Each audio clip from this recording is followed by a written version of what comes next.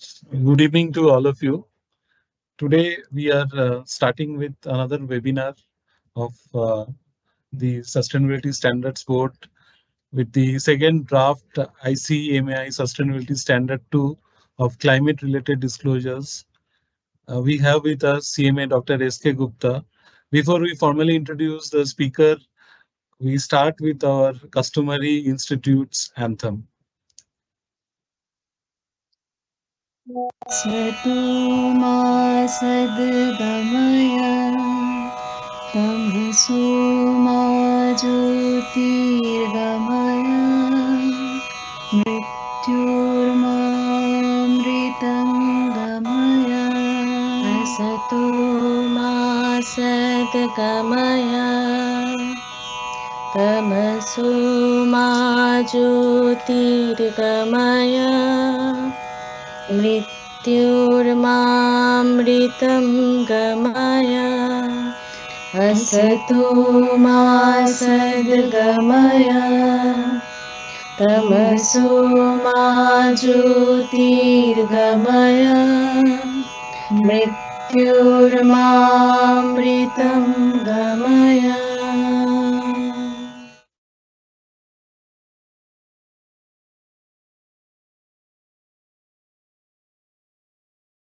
Just a brief introduction of our speaker, CMA Dr. S.K. Gupta. Sir is a postgraduate in commerce, is a gold medalist, FCS, FCMA, PhD in corporate governance with 42 years of corporate experience in leadership positions with various public and private sector organizations in the domains of finance, costing, internal audit, legal, and company secretarial functions. He is presently MD of ICMAI Registered Values Organization, CEO of ICMAI Social Auditors Organization. With this small introduction, I request CMA Dr. S.K. Gupta sir to kindly start your session, sir. Thank you so much. Thank you. Good afternoon and welcome everyone to this webinar being organized by Sustainability Standards Board of the Institute of Cost Accountants of India. At the outset, I thank the Chairman of Sustainability Standards Board, CMA Ashish Thatte sir, and the team of SSP for inviting me to share my perspectives on the recently developed draft sustainability standard on climate-related disclosures. I once again welcome everyone to this webinar. Just give me a second. Let me share my presentation on the screen, please. Thank you.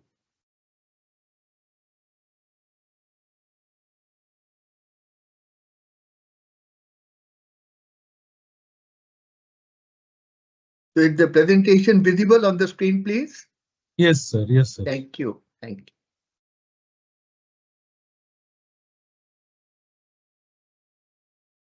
So we all understand that the world today is very different from what it used to be a few decades back.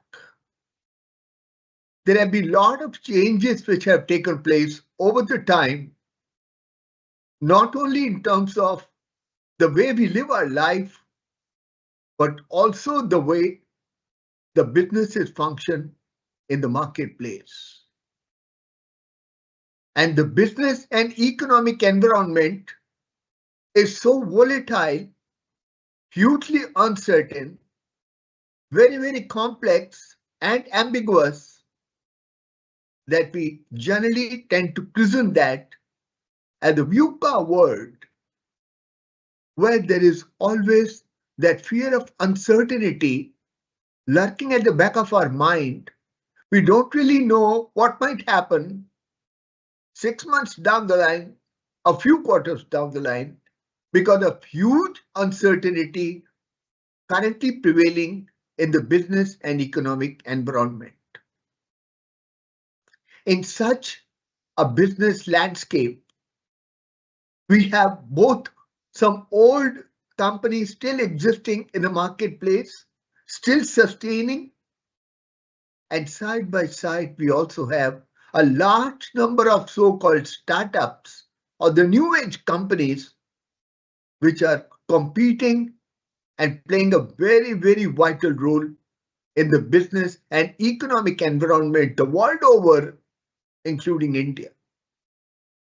Because the times are changing and it's a view curfew world, many businesses are coming out with some very, very disruptive business models, especially the new age companies or the startups. To look at some examples, world's largest travel lodging company does not own a single car of its own. Look at the business model. World's largest travel lodging company does not own a single hotel property of their own. And the world's largest retailer, Amazon, does not own a single brick and mortar store. These are amazingly disruptive business models, which were unheard of till about a few decades back. But these are the realities of the corporate world in 21st century. When you check out performance of some of the companies in the marketplace today, we find that many companies have profitless turnover. They have a great top line, but end of the day, there's no profit. And many companies have cashless profit. They have profit as per profit and loss account, but then there is no cash, there's no liquidity. Profitless turnover, cashless profit, but when you look at their valuations, wow, soaring very, very high, skyrocketing. That's the point that I want to focus on, that today the measures of corporate performance have undergone a change. The stakeholders are not only looking at the financial metrics, the profit, the profitability, the ROI, but they are actually looking at companies' ability to be able to create value, to be able to preserve that value, and to be able to enhance that value going forward on a sustainable basis.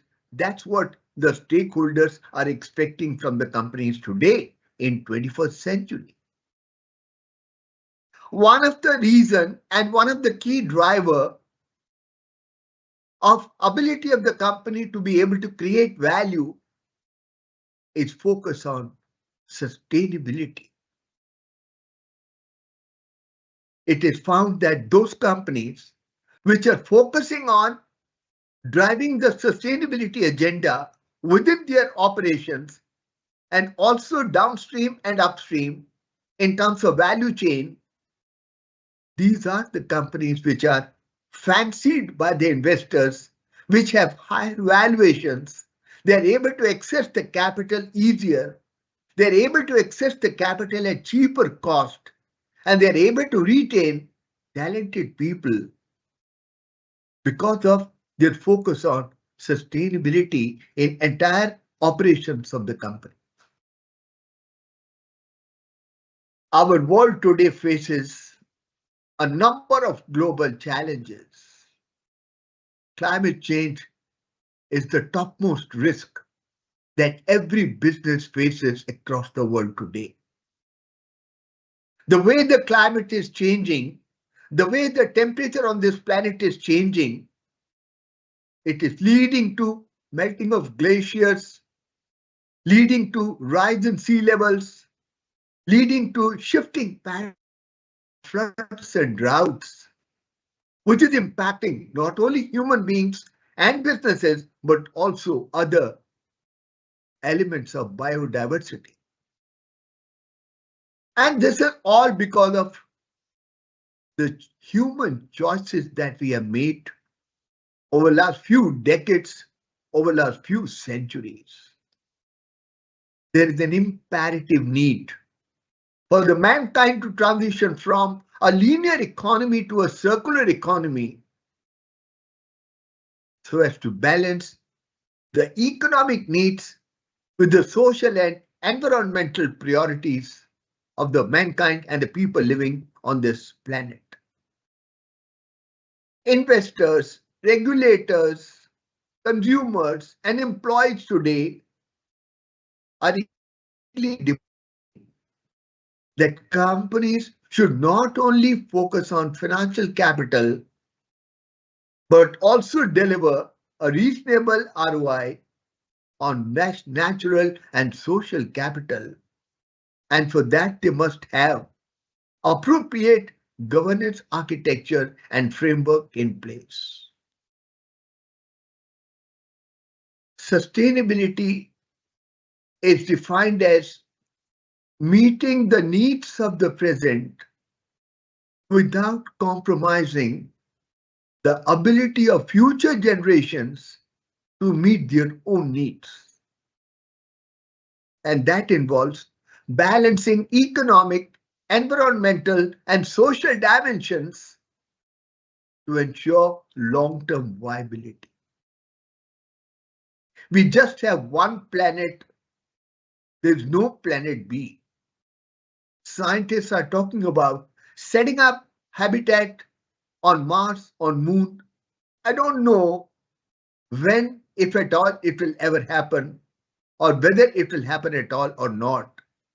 As of today, we have just one planet, and this planet has been handed over to us by our forefathers, and we all have a moral responsibility of handing it over to the next generation in the same form and structure, the way we inherited it from our forefathers.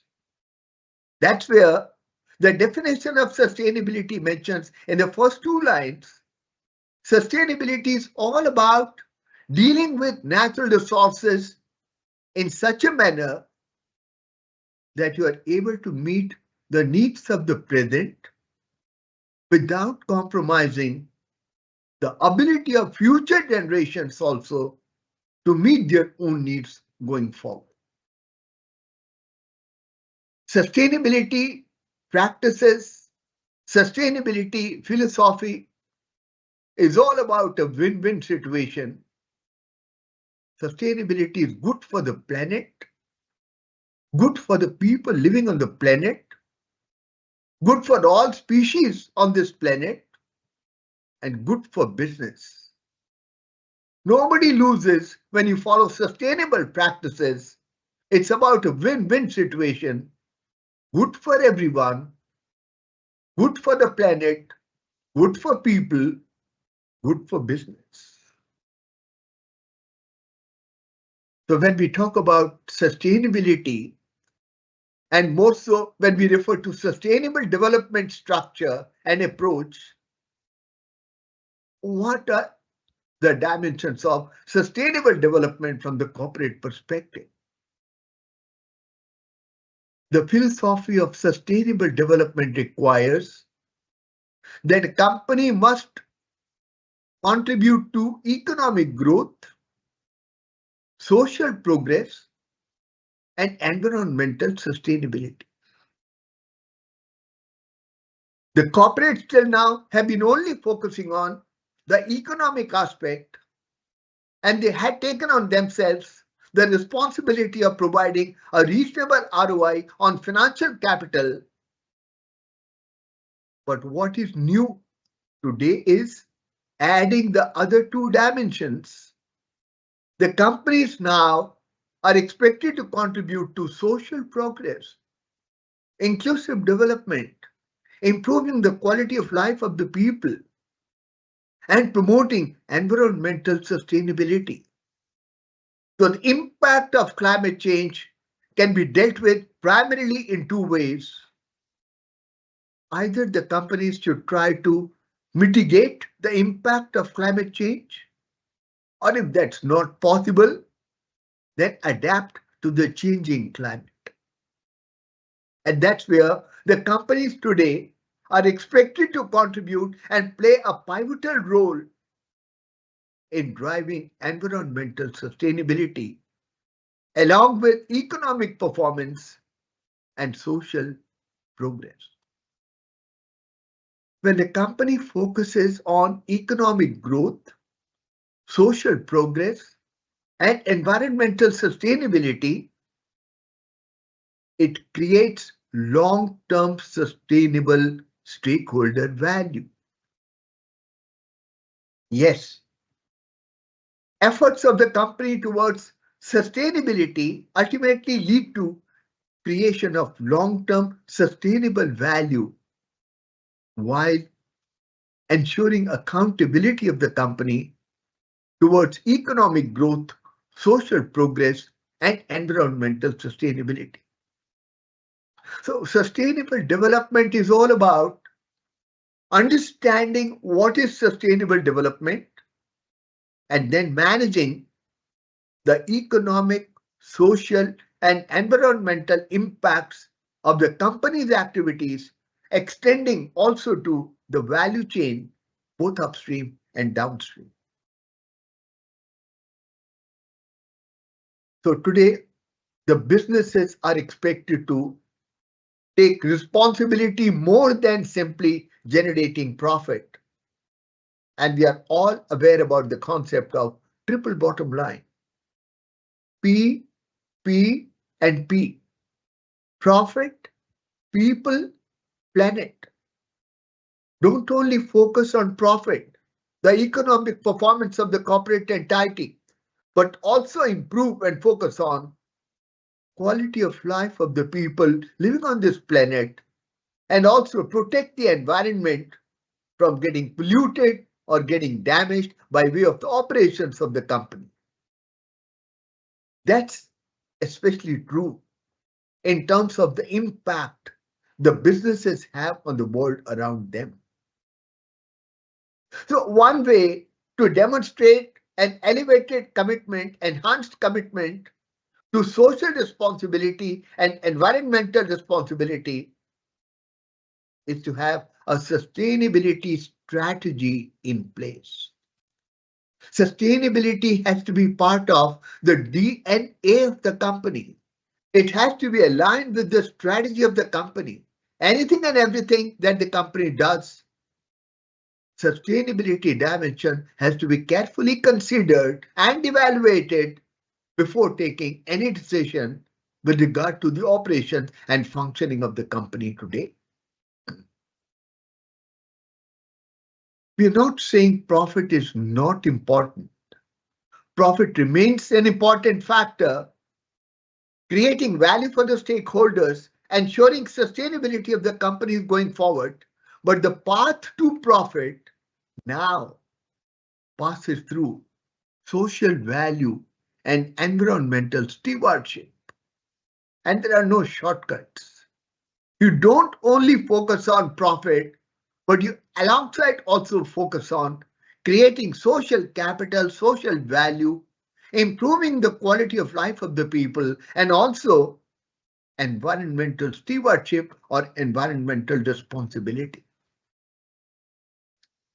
So, in this changing world, where sustainability is emerging as a key value proposition, the information that the stakeholders require is also changing.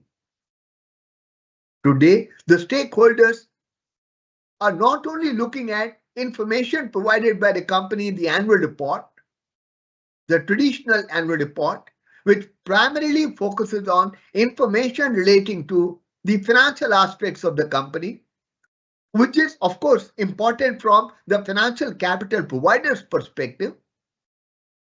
But the stakeholders are also looking today for information which is of non-financial nature. They want to know how sustainability is getting embedded in the overall structure and strategy of the company. What is that the company doing with regard to social dimension and the environmental dimension, and therefore there is need for change in structure, content, and dimension of corporate reporting. The traditional annual report that all the companies come out is kind of a rear view mirror. You get the information with regard to performance of the company primarily and majorly from the financial capital perspective, and that too for the last year, the year gone by. But the stakeholders today are looking for information of non-financial nature and future looking, forward looking. They want to know what are the initiatives that the company has already taken, what are the initiatives that the company is likely to take going forward in terms of their responsibility of social change, creating social value and environmental responsibility. And that's the change the world over with regard to the structure and content of corporate reporting. So now we are talking about sustainability reporting. Because of ever increasing focus on sustainability the world over, sustainability reporting is becoming mandatory across various geographies and jurisdictions across the world. And what is a sustainability report? A report which deals with qualitative and quantitative information relating to environmental, social, economics, and governance issues. And this is the information which the stakeholders want the companies to share so as to enable the stakeholders to truly assess the performance of the company beyond the financial metrics or beyond the financial ROI. Sustainability reporting, which is a mix of financial and non-financial reporting, it demonstrates and reflects linkage between an organization's strategy, governance, and financial performance within the context of social, environmental, and economic dimensions. So it's basically a 3-into-3 matrix. You're trying to link strategy, governance, and financial performance of the company within the context of the social, environmental, and economic dimension of the company's operation. That's what sustainability reporting is all about. So you will agree with me that sustainability reporting is a holistic reporting where you not only report the performance of the company in terms of financial capital, but also the other types of capitals which are being utilized by the company. Natural capital, intellectual capital, social capital, relational capital, the performance of the company with regard to usage of the different types of capitals is reflected in the sustainability reports called out by the companies the world over. There are many companies which have started coming out with sustainability reports the world over, primarily because of the regulatory pressure. In most of the countries, most of the jurisdictions, sustainability reporting has been made mandatory, but there are quite a few corporate companies which are coming out with sustainability reports voluntarily on their own because it provides to them various benefits. Sustainability reporting provides to the companies a competitive edge because they are able to better connect with the stakeholders in the marketplace because of their providing information to them with regard to long-term value creation process and strategy of the company. There are also cost-saving opportunities arising out of sustainability efforts and initiatives. Sustainability initiatives can many a time lead to operational efficiencies, cost savings, and consequently improved profitability. Research shows the companies which are sustainable, which are high up on the sustainability curve, they enjoy higher valuations in mergers and acquisition deals. sustainability reporting initiative on the part of the company leads to creating a trust, the much needed trust between the company and the stakeholders, thus leading to enhanced brand reputation and customer liability. And sustainability reporting also helps the company to reduce the liability risk. If the company defaults in terms of sustainability disclosures mandated by certain jurisdictions across the world, there is a likelihood of some kind of a prosecution, fine being imposed on the company, and the company is able to avoid that in case the company follows the regulations prevailing in a particular jurisdiction where the company operates and it comes out with a sustainability report. So, across the world, in various jurisdictions, there are a plethora of frameworks which are available with regard to sustainability standards. We have the well-known GRI, a global reporting initiative. Then we have Sustainability Accounting Standards Board. Then you have TCFD, Task Force on Climate-Related Financial Disclosures. Then you have European Union Sustainability Standards. You have ISSB Sustainability Standards. And you also have Disclosure Framework Architecture developed by Carbon Disclosure Project, CDP. These are already existing and operating, implemented in various countries of the world, different jurisdictions. There is therefore an imperative need for a contractually India-specific sustainability standards, which are primarily focused on business responsibility and sustainability reporting regulations of SEBI. That's the requirement that we have within India. But then we also need to have sustainability standards which are seamlessly adaptable with other prevailing standards in other jurisdictions. ICMAI is the first professional body in India to develop draft of sustainability standards. The Institute of Cost Accountants of India has developed draft of 2 sustainability standards as of now.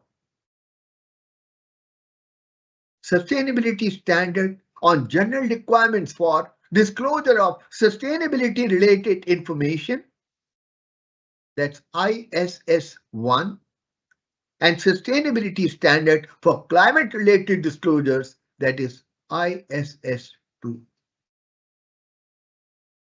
So let me first give you perspective and backdrop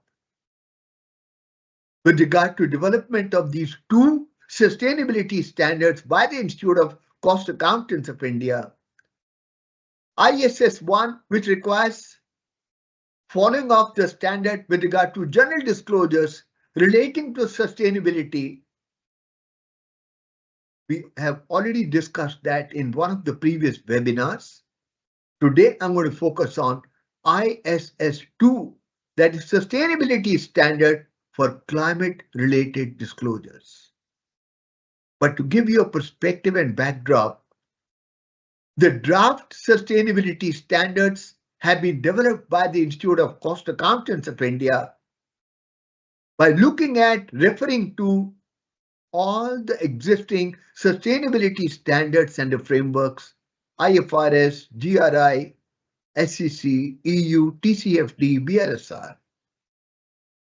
And the approach followed by the Institute of Cost Accountants of India in developing these standards is the carve-out approach with focus on making it easier for the companies to be able to comply with BRSR.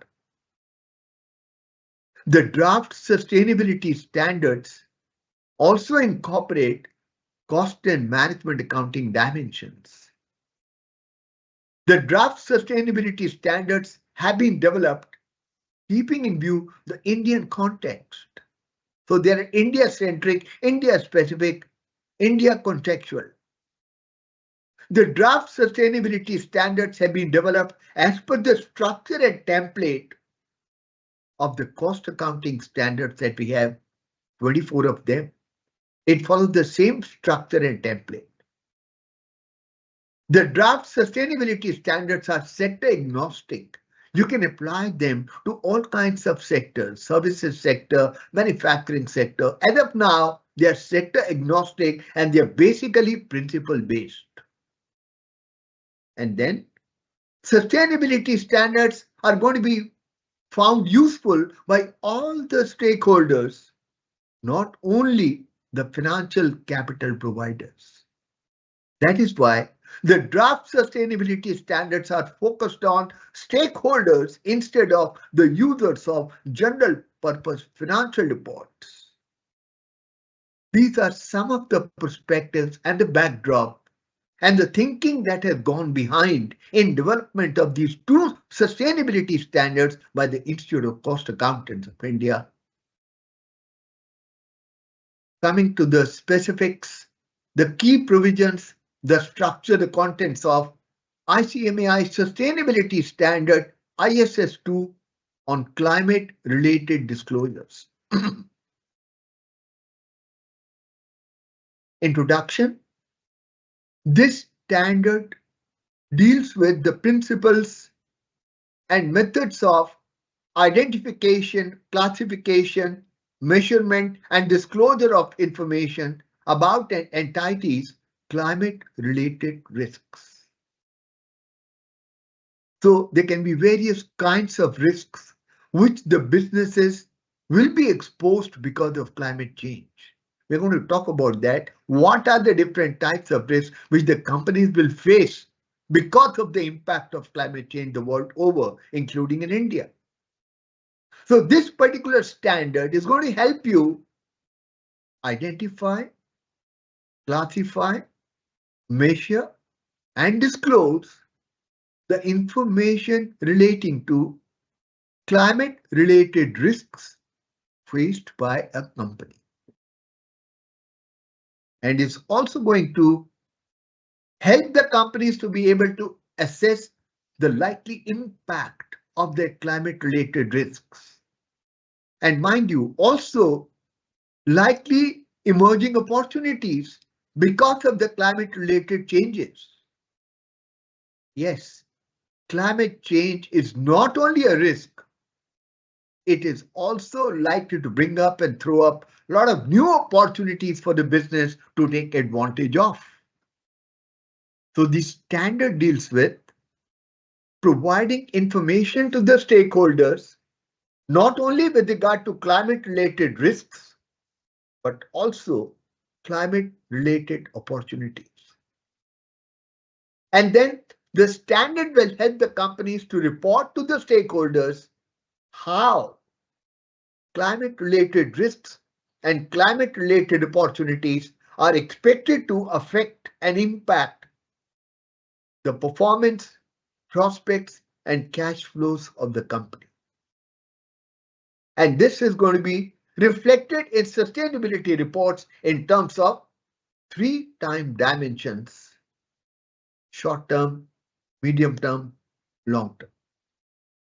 So you will notice and agree with me that introduction itself makes it very, very clear as to how useful this standard is going to be for the companies who want to share information with the stakeholders with regard to the climate-related risks as well as opportunities, along with their likely impact on performance, prospects, and cash flows of the company in the short run, medium term, and the long term. What is the objective of this draft sustainability standard? The objective of this standard is to bring about uniformity and consistency in the principles and methods of identification, classification, measurement, and disclosure of information about an entity's climate-related risks and their likely impact. Because the standards are principle based, if all the companies start using this particular standard, it will lead to uniformity and consistency in the application of the principles and the methods of identification, classification, measurement, and disclosure of information, and therefore it will be quite useful from the perspective of the company as well as from the broader perspective of the various stakeholders. Scope. This particular standard, ISS2, sustainability standard relating to climate-related disclosures, is focused on and is required to be applied to BRSR principle number 6. In the business responsibility and sustainability reporting guidelines of SEBI, there are 9 principles. There are 140 parameters on which information is required to be shared with the stock exchanges under LODR. Principle number 6 of BRSR talks about responsibility of the company with regard to environmental protection. And therefore, this standard is completely aligned and tuned to the application of this standard to principle number 6 of BRSR. This standard applies to climate-related risks as well as opportunities, which can be climate-related physical risks, which also possibly can be climate-related transition risks. And we are also going to talk about climate-related opportunities. What are climate-related physical risks? These risks result from climate change. They are driven by certain events, floods, droughts, hurricane, tsunami. So they may perhaps manifest in terms of acute physical risk, damage to infrastructure, damage to businesses, damage to factories, or possibly this could also lead to long-term shifts in climatic patterns, which is technically called chronic physical risks. Temperatures in a particular jurisdiction may rise permanently. Floods may become more frequent in a particular geography because of the long-term shifts taking place in climatic patterns, technically identified as chronic physical risks. Then we also have climate-related transition risks. Now that we have become aware about the impact of the climate change the world over, almost all the countries of the world have started taking measures to mitigate or adapt to the climate-related risks. They are trying to transition to a low-carbon, resource-efficient economy. And for that, they are required to make some changes in the policies, regulations, operations, the way they live their life. Everywhere, there is a change which is happening. There is a transition which is happening the world over, which again is one of the aspect and dimension of climate-related risks. Climate-related transition risk. Changes in policy, changes in legal regulations, changes in technology, changes in market are also possibly going to lead to some other kinds of risks which will impact the company. These risks may carry financial implications for the company because of increased operating costs, because of assets impairment due to new or amended climate-related regulations, because of shifting consumer patterns and demands, and the development and deployment of new technology. But because of these impending changes, there is also an almost certain likelihood of huge opportunities arising before the corporate sector to take advantage of. So Climate-related opportunities refers to the positive effects and impacts arising from efforts to mitigate and adapt to climate change. You would have heard these terms: scope 1, scope 2, scope 3, greenhouse gas emissions. I just thought, and this is what we are included in the sustainability standard ISS2. What is scope 1? Greenhouse gas emissions. It refers to direct greenhouse gas emissions that occurs from the sources that are owned or controlled by a company. There is a greenhouse gas emission happening. Let's get down to the basics. Who owns that particular facility? Who owns that particular powerhouse from where these greenhouse gases are getting emitted? If that is owned and controlled by the company, then we identify these greenhouse gas emissions as scope 1. Scope 2 greenhouse gas emissions arise from generation of purchased or acquired electricity, steam, heating, or cooling, which is used by the company. Scope 2 greenhouse gas emissions don't occur within the company because you are not the source. You are not controlling or owning that particular source from where these greenhouse gases are getting emitted. This is occurring at a place, at a facility from where the electricity is getting generated. You're buying it from outside. You're buying it from somewhere else. But the greenhouse gas emissions, which are happening at the point where the facility for generation of electricity is located, then it is called scope 2 greenhouse gas emissions. And then you have scope 3 greenhouse gas emission, which means indirect greenhouse gas emissions that occur in the value chain, including both upstream and downstream emissions. This is not directly connected with the company and its operations, neither in terms of the company owning and controlling the source of these emissions, neither in terms of the company purchasing power, electricity from some other source outside, but this is within the value chain of the identity, including both upstream and downstream emission, which is called scope 3 greenhouse gas emissions.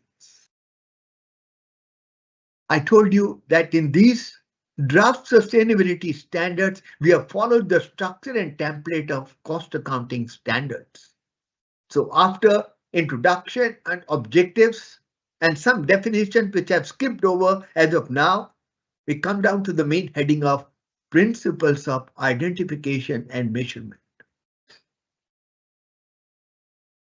An entity shall use an approach for disclosure of climate-related information that is appropriate and in line with the context and circumstances based on the consideration of the following factors: the susceptibility of the entity with regard to climate-related risks and opportunities, and availability of necessary skills and resources for providing climate-related disclosures. So for every company, this is the principle. All standards are principle-based. How you apply them possibly can be explained by way of a separate application guidance. The Institute of Cost Accountants of India is also working on developing application guidance for these two sustainability standards, the draft of which had been released in the public domain. But so far as the sustainability standards are concerned, these are principle-based. So the principle that we are setting out here is an entity shall use an approach for disclosure of climate-related risk information which is appropriate in the context, according to nature of business, according to size, according to spread of the business, in line with the circumstances of the company based upon susceptibility of the company to be impacted by climate-related risks and opportunities, and also the availability of skills and resources required to provide climate risk-related disclosures.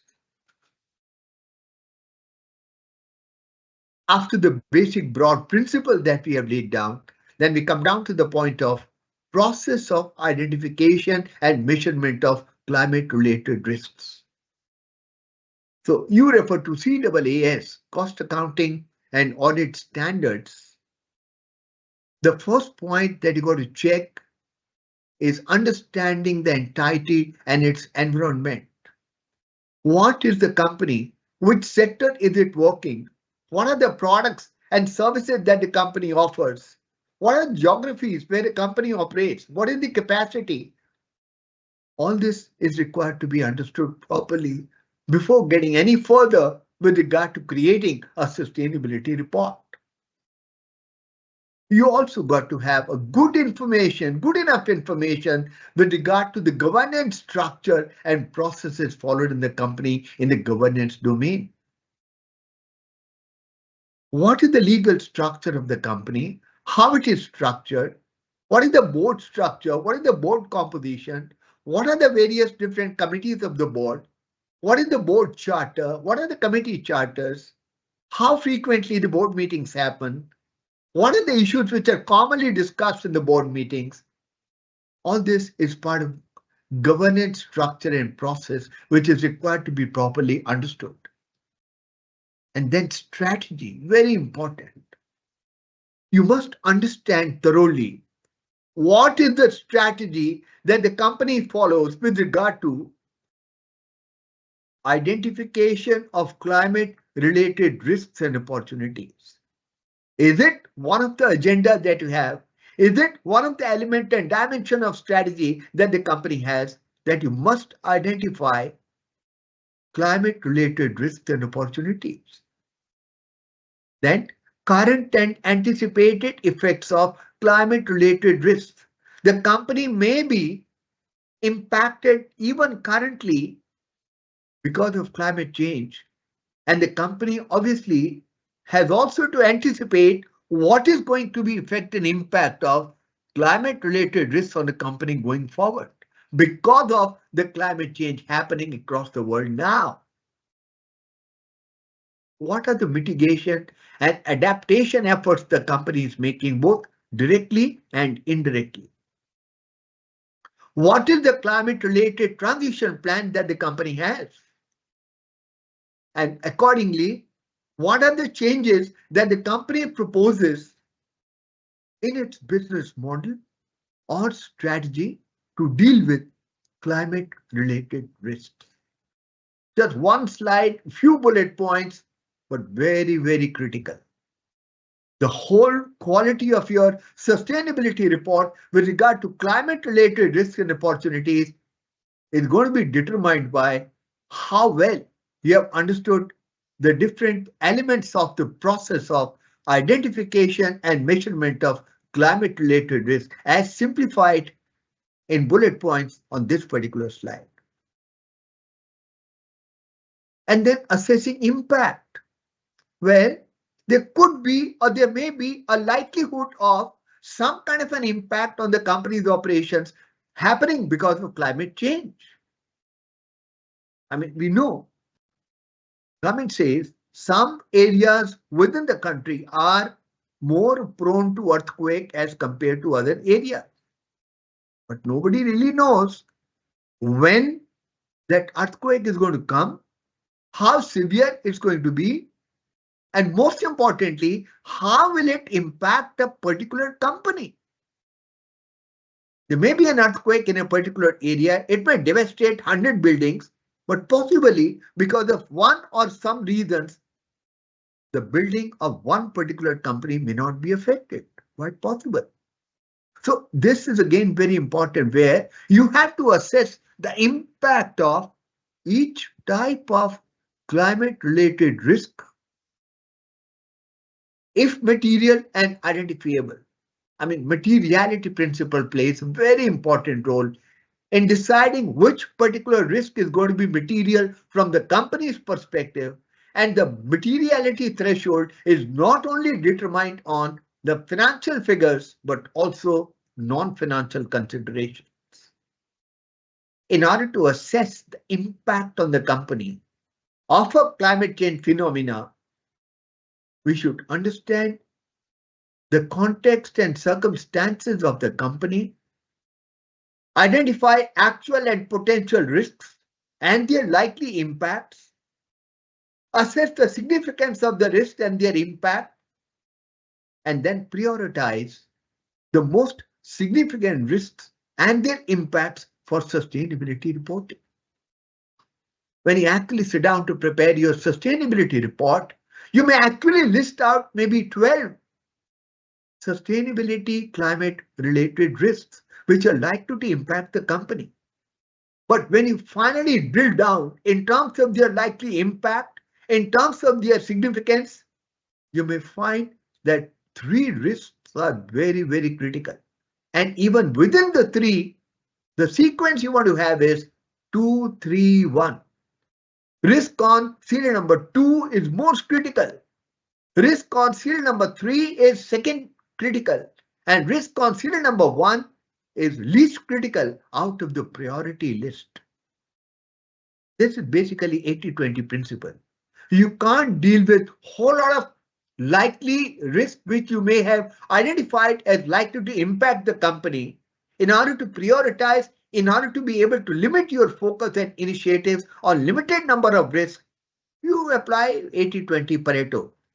And thus you do prioritization of the most significant risks and their impacts for sustainability reporting. Then while developing your sustainability report and developing content for the climate related risk disclosures, how will you select the inputs? Where the inputs are going to come from? And how those inputs are going to be selected?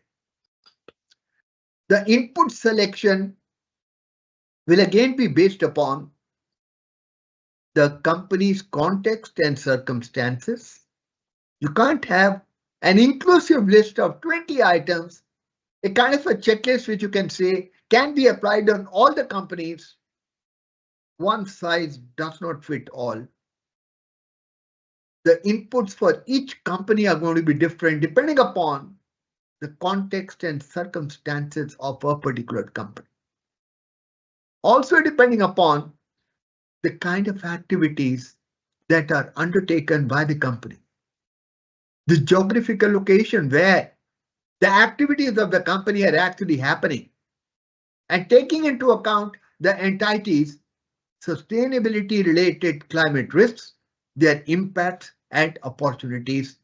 By consideration of these factors, you're going to decide the inputs which are required to be considered for sustainability report.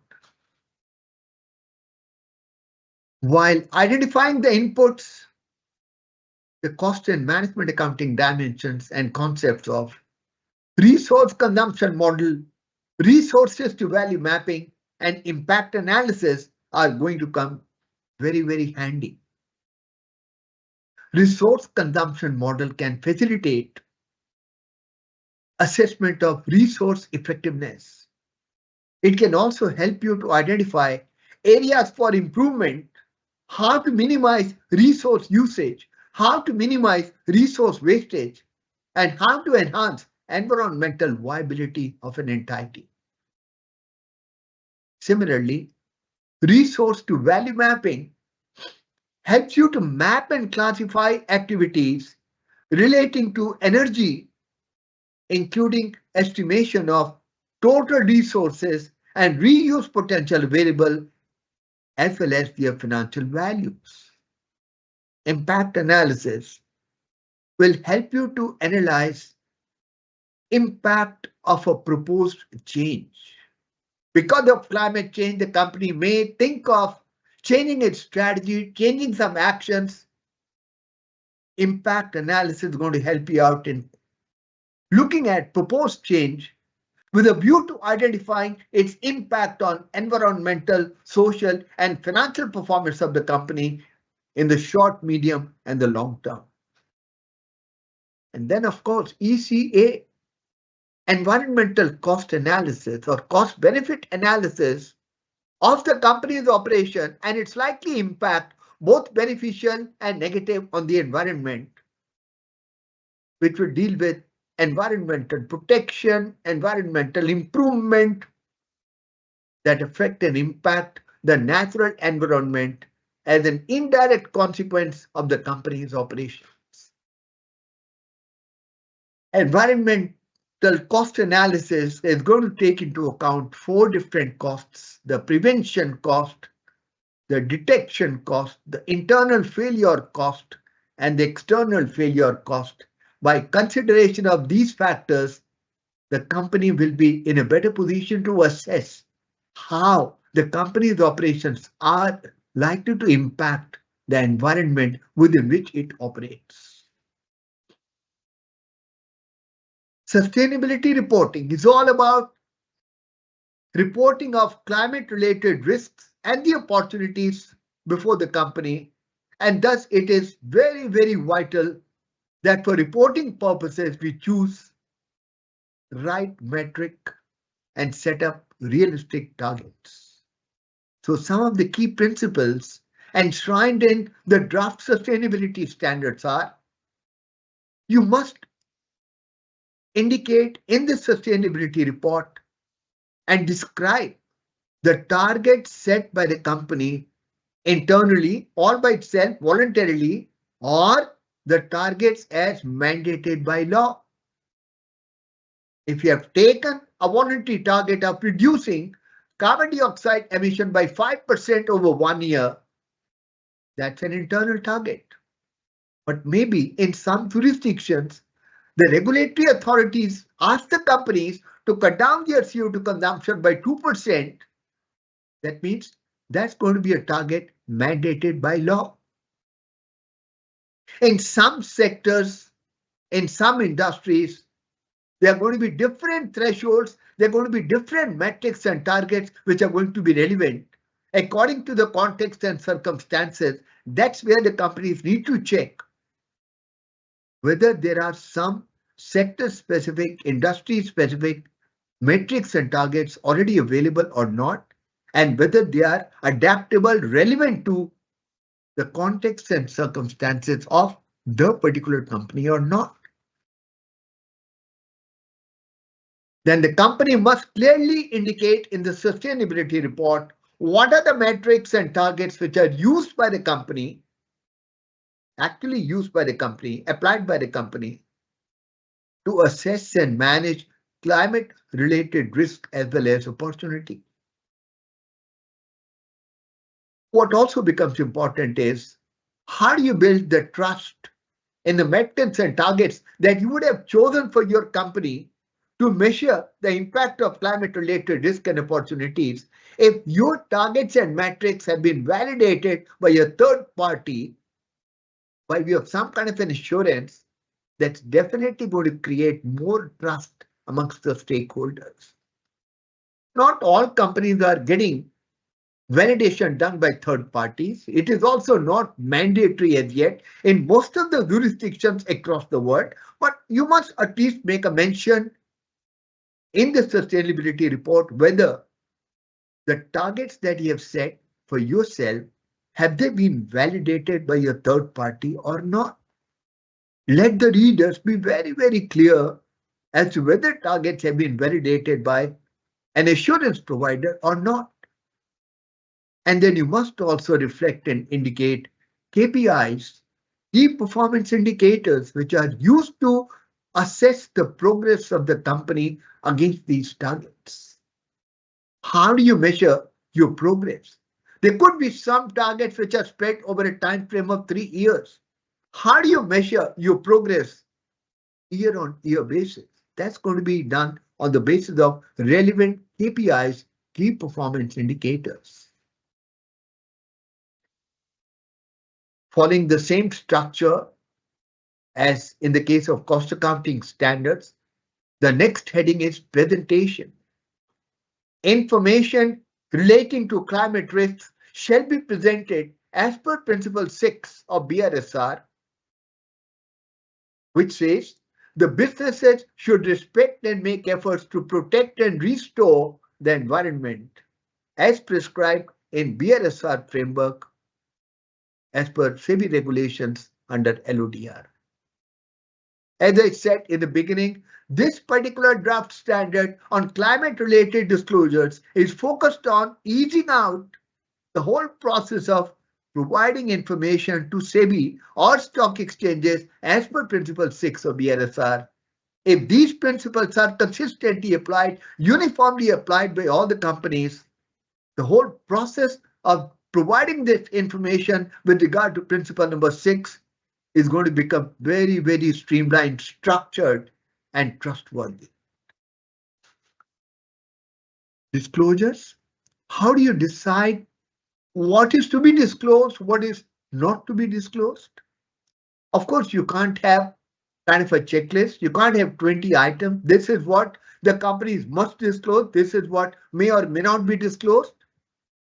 The principles behind the disclosures in sustainability reports are: disclosures shall be made where they are material, significant, and quantifiable. Materiality concept plays a very, very important role in sustainability reporting. There can be many different dimensions or elements of climate-related risk impacting a company, which somehow may not be considered material enough to be reported. So leave them out, leave them aside. If the particular climate-related risk is not significant, don't include in sustainability report. And if it is not quantifiable, again, you can possibly not include that in the sustainability report, because in any case, it's just going to be a kind of a statement which possibly would not be helpful in the decision making of the stakeholders. Second principle says disclosures should be presented using consistent formats. BRSR, 9 principles. Template is provided by SEBI, 140 parameters. Consistent formats are available. Consistent template is available for providing information. Language. The kind of language that you use, the kind of units and metrics that you use for providing information from one period to another period should also be consistent so as to enable the information to be compared across the companies, across sectors, and across various time periods. As I said, sustainability reporting is all about quantitative and qualitative information being provided to stakeholders with regard to strategy of the company relating to climate-related risks and opportunities. Wherever you're doing some kind of a write-up, some kind of a content which is qualitative, make sure for qualitative information, the disclosure should include an explanation of the definition and scope within which the information is being provided. There could be some information which the company may decide to reflect in the sustainability report, which is of future nature, future-oriented data. And because nobody is really sure as to what the future may hold in for the company, future-oriented information is always based upon certain assumptions. Please clarify those key assumptions based upon which you are making a future-oriented data or conveying some future-oriented information to the stakeholders. Another important disclosure principle is maintain an appropriate balance between qualitative and quantitative information. And then disclosure should be defined, collected, recorded, correlated, analyzed in such a manner that the information which is reported in the sustainability report is verifiable so as to ensure its high quality. If the information cannot be verified, cannot be cross-checked, cannot be mapped to some other document or some other base information, it's not going to be considered as credible and of high quality by the stakeholders. You must try to the extent possible that all information that you provide in the sustainability report is verifiable. That's going to lead to enhanced quality of your sustainability report, and that's what is the crux. How do you decide what is to be reported in terms of materiality, significance? You must use consistent formats, template, language, and metrics. Wherever you are using quantitative information and qualitative information, provide sufficient backup information. For future-oriented data, clarify key assumptions, maintain a balance between qualitative and quantitative information, and see that all information that you're providing is verifiable to ensure its high quality.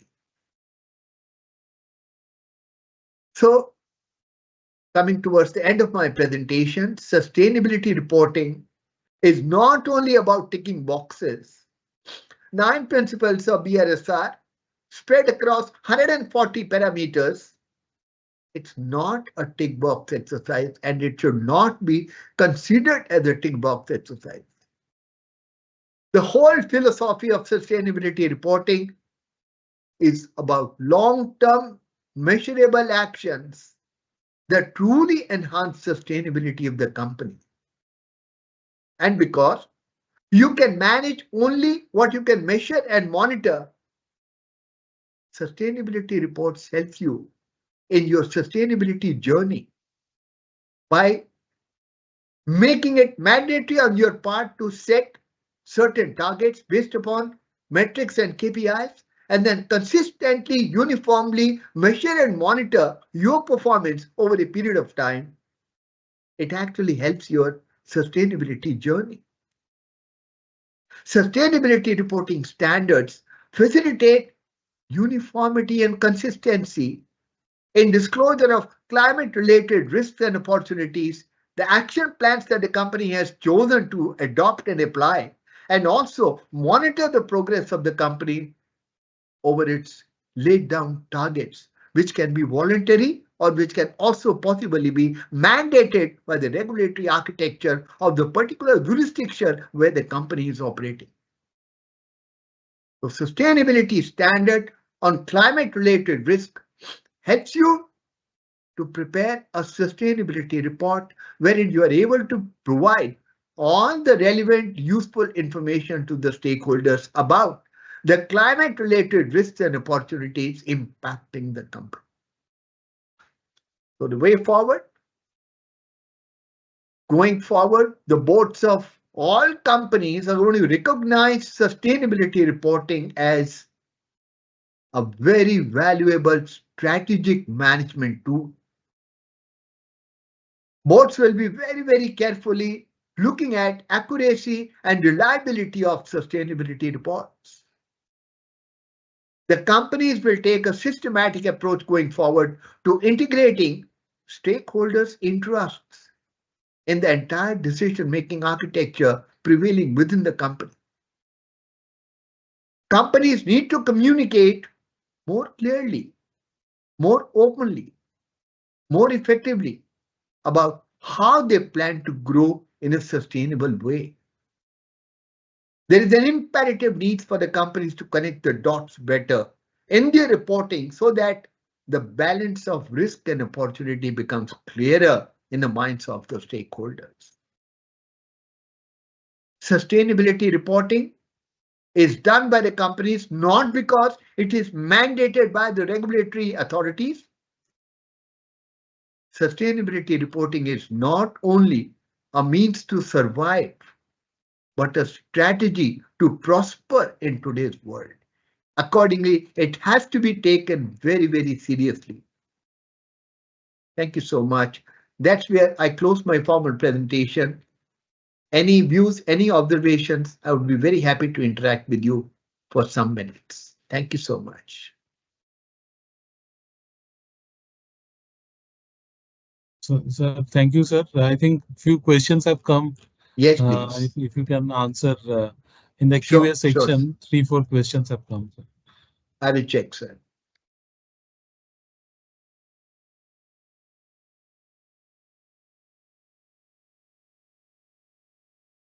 Mm.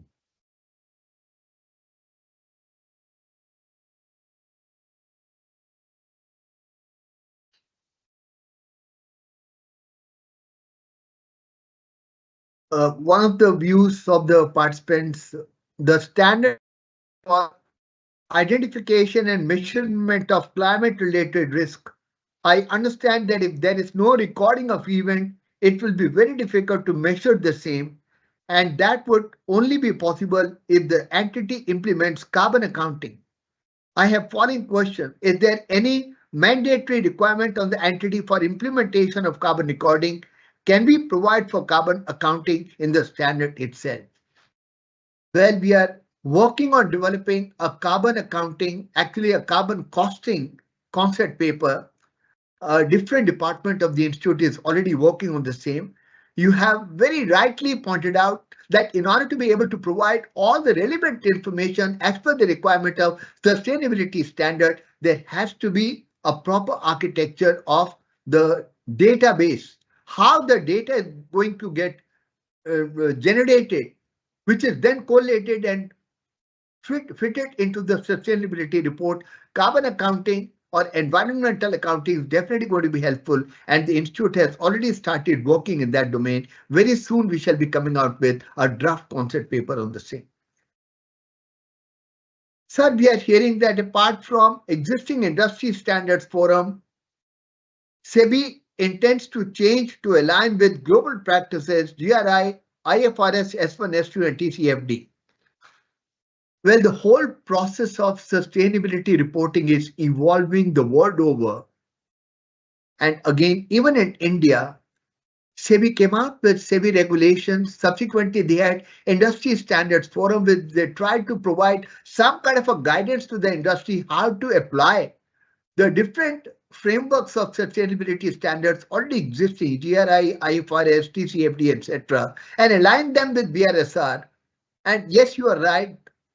I was in SEBI 2 days back. We had a meeting of one of the committees where I'm a member. I also happened to have an opportunity of meeting the chairman of SEBI, wherein he was very clear that going forward, we should be trying to simplify, make it easier for the companies to comply with various regulations of SEBI, including the element of sustainability reporting. And SEBI definitely has started an exercise of easing out, making it simpler, for the companies to be able to report consistent, uniform quality data under BSR.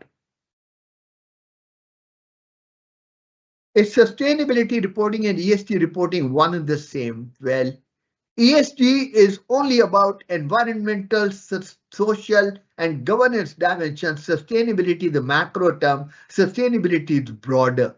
A company may be high on ESG parameters, but may not necessarily be as high on sustainability parameter also. So simply stated, sustainability is a macro term. ESG is part of sustainability. ESG is a micro dimension of sustainability. Sir, what is the principle number 6 of BRSR? I'm not saying BFSI. Principle 6 of BRSR is all about environmental responsibility of the companies on which they have to report under various parameters which are mentioned under principle number 6 of BRSR. Thank you so much. These were some of the views and the questions put in the Q&A section by the members, which I have tried to answer to the best of my ability. Thank you so much. Thank you, Gupta sir, for your wonderful presentation. And I Thank you, would sir. also apprise that our SSB would be soon launching the final standards with the help of Gupta sir, along with the application guidance for comments for the members. I think by next week, Yes, we please. would be floating it for public comments. And I thank wholeheartedly our chairman, CMA, Dr. Ashish Pithatte, for always motivating us, to encouraging us to organize these educative events periodically. We will be having our next webinar next week, that is 9th of May. Our next Vasudeva Kutumbakam series would be hosted. I think you would be surprised to have a new session this time. We are doing on health, and I hope you will participate in large numbers. The topic is holistic health, the key to sustainable happiness, where one of the doctors would be present, Dr. Alpa Dalal, who is the HOD of Pulmonology of Jupiter Hospital. And I request everybody to participate for that webinar. And we thank our president, vice president, our SSB board members, and all participants for making this webinar a grand success. Thank Thank you you so all. much. Thank you, We are sir. closing. Thank you. Thank you. Thank you.